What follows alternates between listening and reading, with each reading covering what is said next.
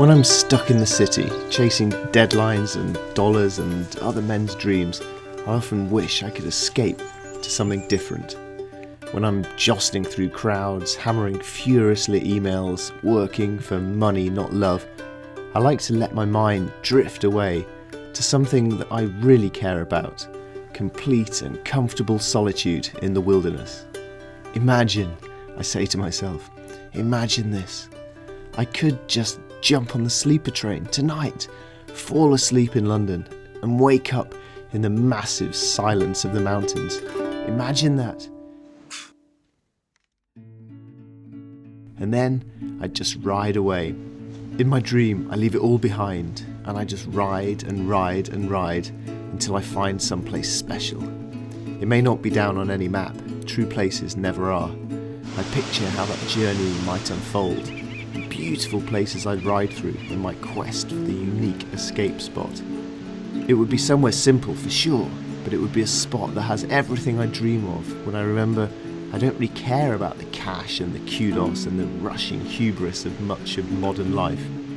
My dreams are full of stuff like this, and the only difficult thing in finding these peaceful, perfect oases inside my mind is making the effort to make the dream happen. In the years after the Second World War, wages increased, working hours shortened, and mountaineering and hill walking became popular escapes for all sections of society. At the same time, servicemen returning from the war were determined to improve their living conditions, the population of rural areas in Scotland declined, and remote Highland estates centralised their staff.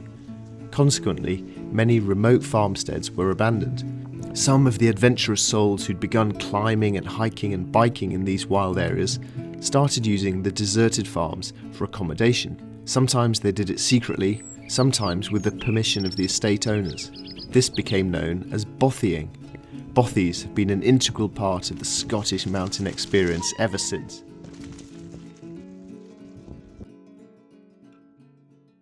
A bothy is just a simple shelter in remote country for the use and benefit of all who love wild and lonely places. Bothies are left unlocked and are available for anyone to use, free of charge.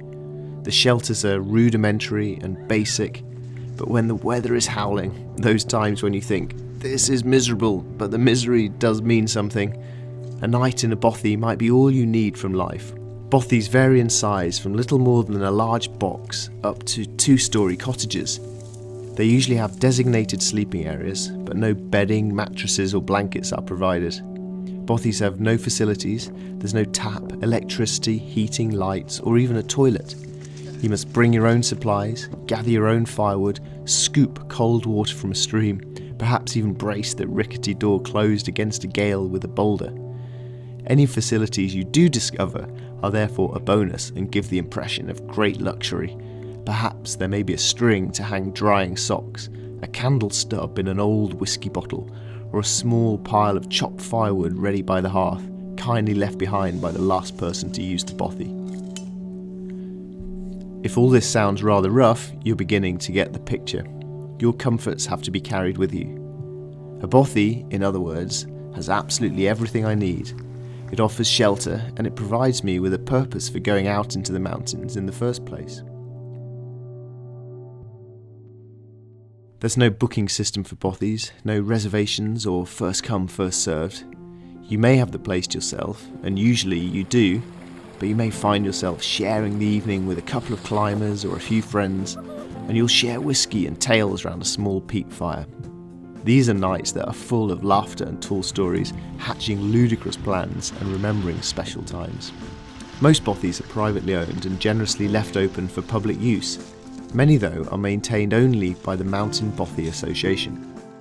50 years ago, the MBA was formed to save bothies from falling into ruin. They maintain about 100 shelters in some of the remoter parts of Britain. It's all run by donations and hard work from volunteer members. Their only reward is the knowledge that their efforts have helped save a bothy from ruin. The great attraction of using bothies is that there really aren't any rules as such. However, there is a bothy code. It revolves around respect for the bothy, for other users, for the surroundings of these fragile resources. It's about leaving a place better than you found it, welcoming others, and doing as you would be done by. In other words, it's a good code to live life by. The best bothies are the remote ones. They're hard to access, hard to find, and all the better for that. It's the way there that matters, and the harder it is, the more worthwhile the journey. Bothy locations are passed on by word of mouth, shared with those who can be depended on to care for the bothy and to treasure the wild landscapes and the austere simplicity of staying in a bothy. Inside each bothy is a bothy book, where people write their experiences from their stay. As you travel from bothy to bothy, the entries in the books make it apparent that the harder the bothy is to reach, the more time and effort and dedication people have put in, the more that they appreciate it. They care for the bothy more, and they relish the experience. As in life, the places and things that are difficult and remote and simple separate the wheat from the chaff. The best memories are the ones that are earned. I hope that I'll keep making journeys such as these for my whole life. To return over the years again and again to a favourite bothy is a chance to measure your life, to think back and to look forward and dream anew. Bothies are part of the constancy that the hills give you, however your life changes. And so, when I'm in London, chasing those deadlines and dollars through the crowds, I make sure that I do make the time, now and again. Make the time to jump on the night train north, and then just ride away until I reach that special place. My dreams are always full of journeys like this. It's up to me to make my memories be full of them too.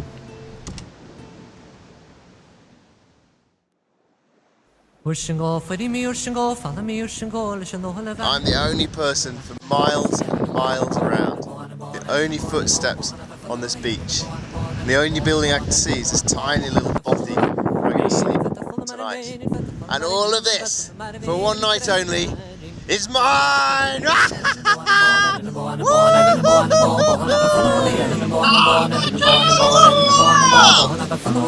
This is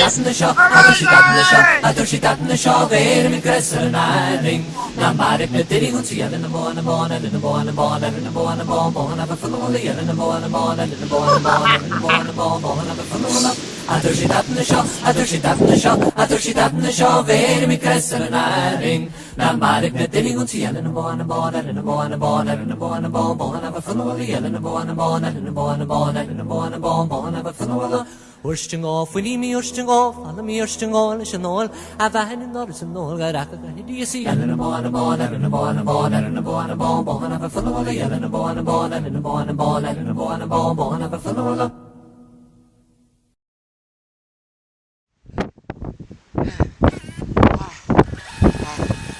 Oh God. Filming yourself, sucking down a mountain. It's very stupid.